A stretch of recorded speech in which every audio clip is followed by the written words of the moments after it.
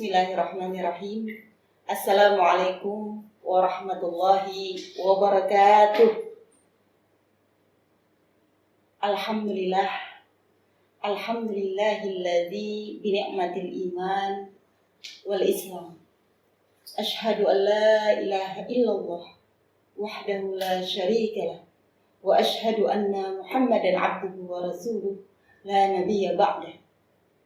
Allahumma salli wa sallim wa barik ala sayyidina Muhammad wa ala alihi wa sahbihi wal mujahidin wa tahirin. Amma ba'd. Bapak Ibu kaum muslimin dan muslimat, pemirsa ceramah Ramadan Ukhuwah serta seluruh siswa Islam Terpadu Ukhuwah dan SMP IT HKBS yang berbahagia dan dimuliakan oleh Allah Subhanahu wa Ta'ala. Mari kita bersama-sama kembali memanjatkan puji dan syukur kita kehadirat Allah Subhanahu wa Ta'ala, yang mana pada hari ke-19 Ramadan dan tepatnya 21 April 2022, di hari Kartini ini kita masih diberikan kesempatan untuk melaksanakan ibadah Ramadan, untuk melaksanakan aktivitas di muka bumi ini. Semua adalah limpahan rahmat dan karunia yang Allah berikan kepada kita. Salawat dan salam mari kita haturkan keharibaan junjungan kita Nabi besar Muhammad sallallahu alaihi wasallam beserta keluarga, para sahabat dan pengikut beliau ila yaumil qiyamah. Dan mudah-mudahan kita diakui oleh baginda Rasulullah sallallahu alaihi wasallam sebagai umatnya di akhir nanti. Amin amin ya rabbal alamin. Kaum muslimin muslimat yang dirahmati oleh Allah Subhanahu wa Ta'ala, pada kesempatan dan program ceramah Ramadan Ukhuwah dan tepatnya di 19 Ramadan dan juga bertepatan dengan Hari Kartini 21 April 2022, izinkan saya menyampaikan tema tentang perempuan dalam perspektif Al-Quran.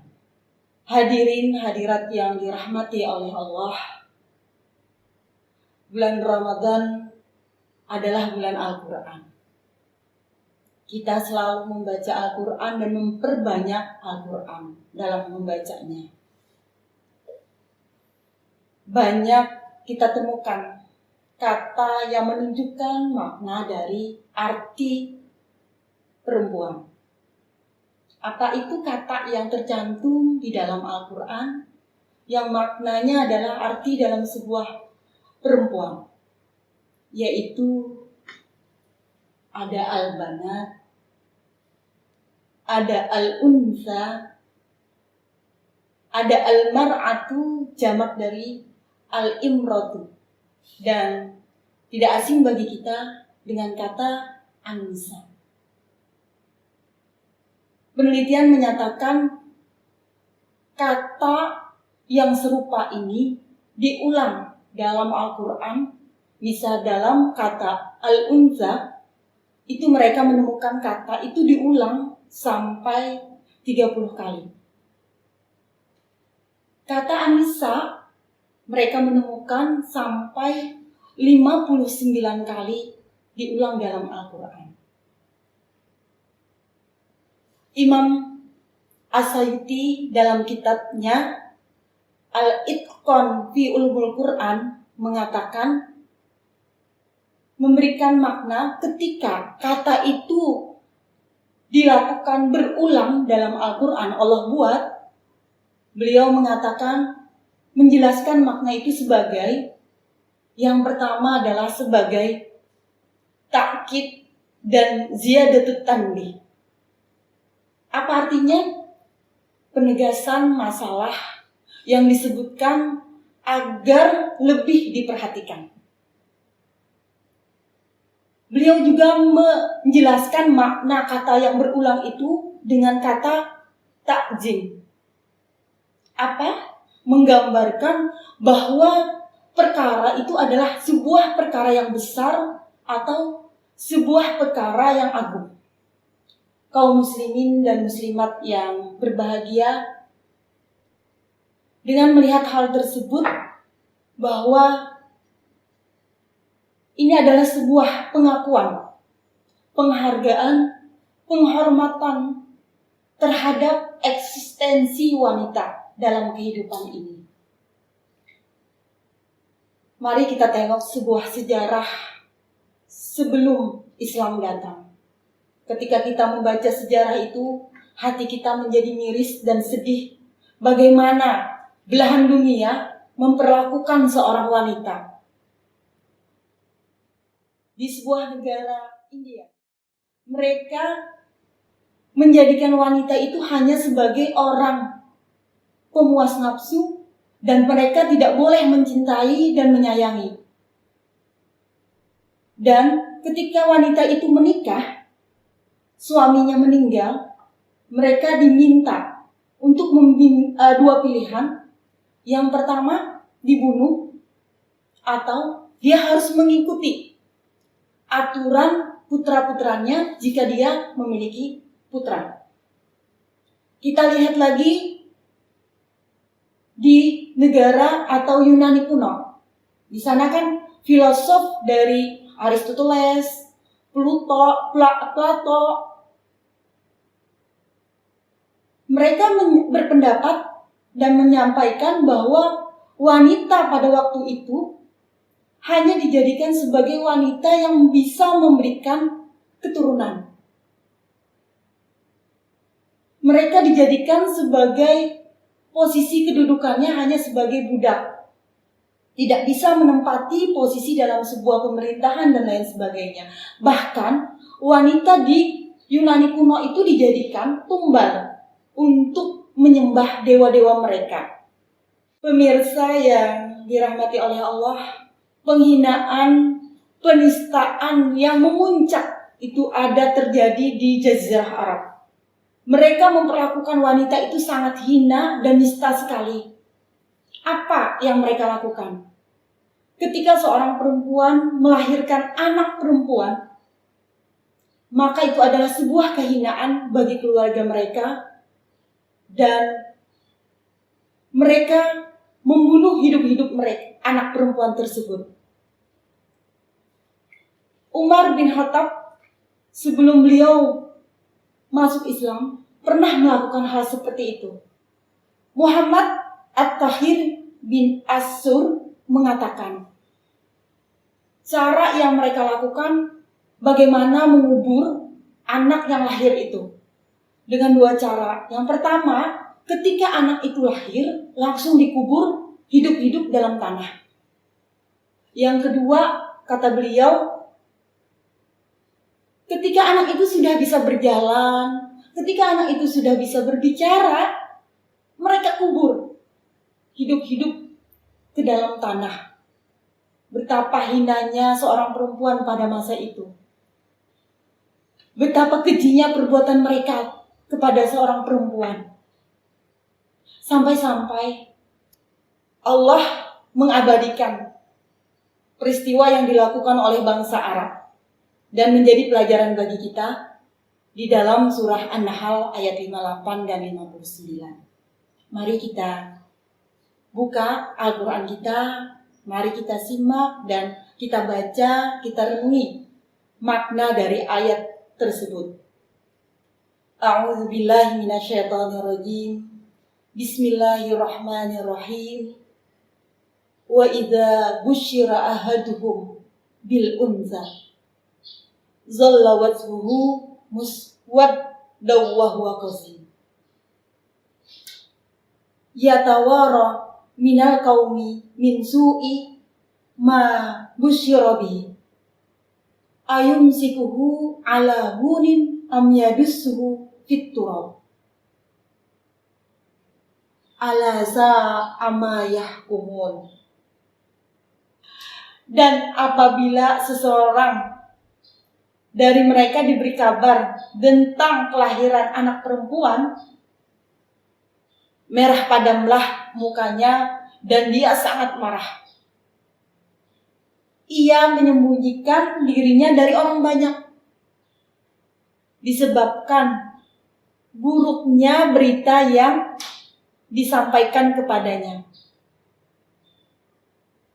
Apakah dia akan memeliharanya dengan menanggung kehinaan tersebut, ataukah menguburkannya hidup-hidup ke dalam tanah? Apa kata Allah? Ala sa'amayahkumun.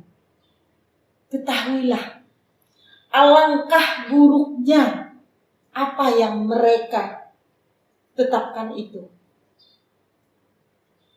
Allah mengabadikannya agar ini tidak terulang di masa-masa yang akan datang. Kaum muslimin, muslimat yang dirahmati oleh Allah, Islam datang sebagai rahmat. Rasulullah Sallallahu Alaihi Wasallam ketika diutus menjadi seorang Rasul, beliau adalah pahlawan dan tokoh terdepan dalam berjuang mengangkat dan memuliakan perempuan. Bagaimana caranya beliau? Dengan cara mengubah pola pikir, mindset masyarakat Arab terhadap seorang perempuan.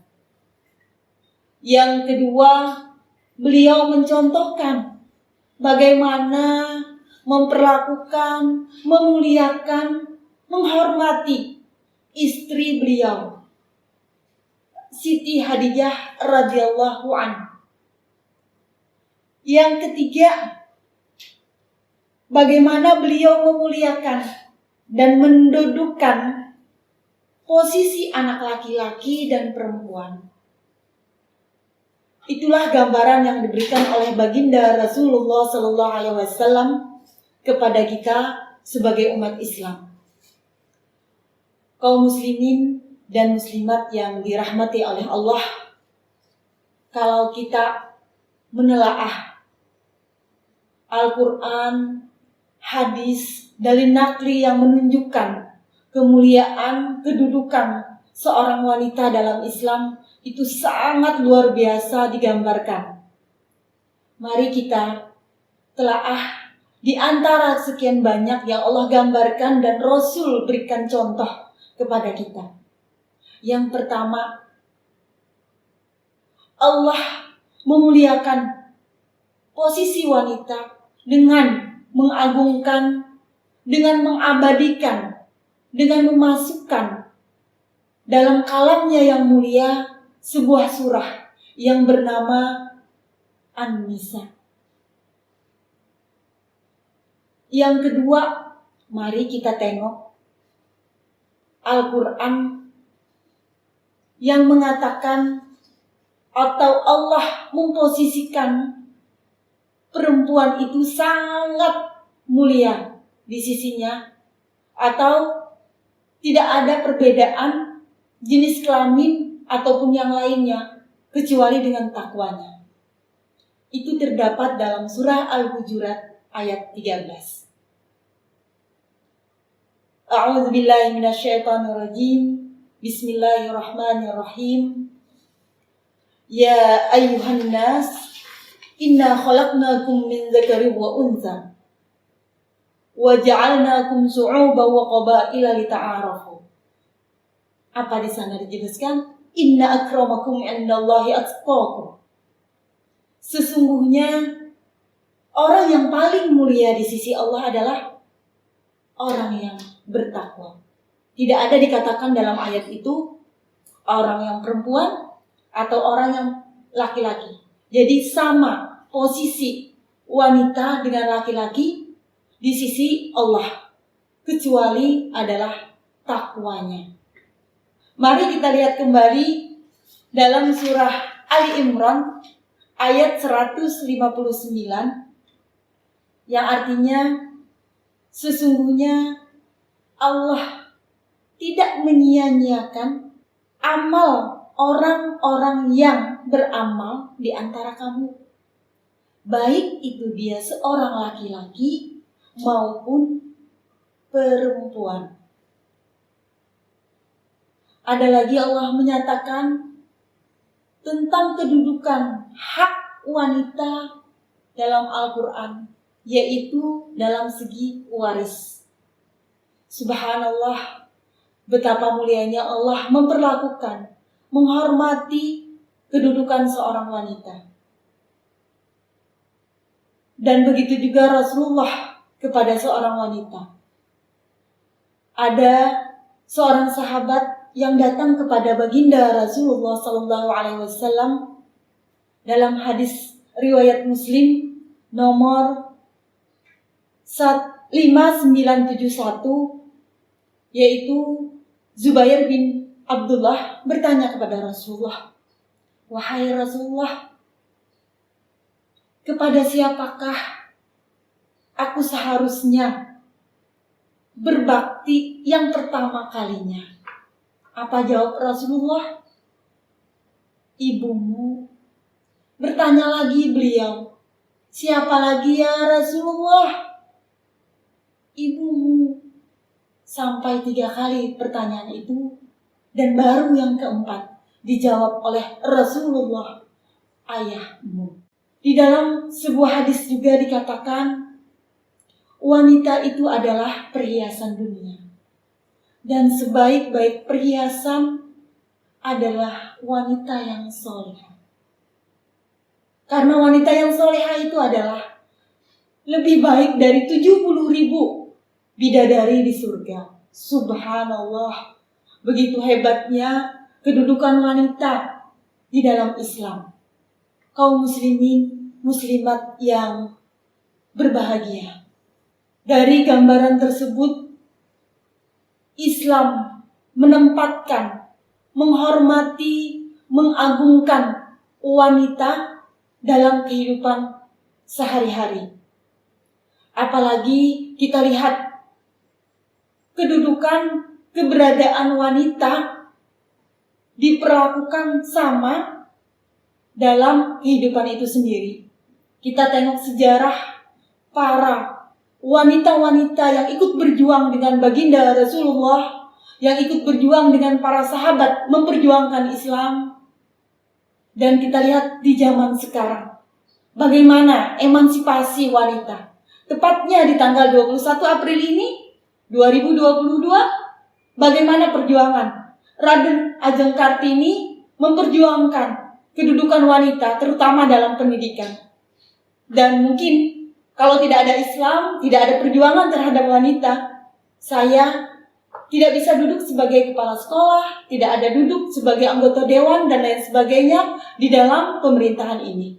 Terima kasih para pejuang-pejuang Islam, para pejuang nasional yang telah memperjuangkan kedudukan wanita dalam kehidupan ini. Harapan kita, mudah-mudahan kita bisa berkontribusi dalam kemajuan Islam, dalam kemajuan negara ini, dan mudah-mudahan kita bisa menjadi perhiasan dunia, yaitu menjadi wanita yang solehah, yang bisa menjadi penyemangat dan perbaikan sebuah negara. Karena baiknya suatu negara jika baik wanita itu sendiri, dan jika tidak baik maka tidak baiklah suatu negara itu. Demikian yang bisa saya sampaikan. Mudah-mudahan ada manfaatnya. Sebelumnya izinkan saya menyampaikan pantun di akhir pertemuan ini. Bingka tapai, bingka nangka. Enak lagi bingka kelapa. Jadilah wanita bertakwa yang selalu dirindu surga. Ikan papuyu di atas meja, meja ditaruh dekat jendela. Engkau adalah perhiasan dunia, jadilah wanita yang solehah dan setia. Wallahu a'lam bishawab. Subhanakallahumma wa bihamdika asyhadu an la ilaha illa anta astaghfiruka wa atubu ilaik. Assalamualaikum warahmatullahi wabarakatuh.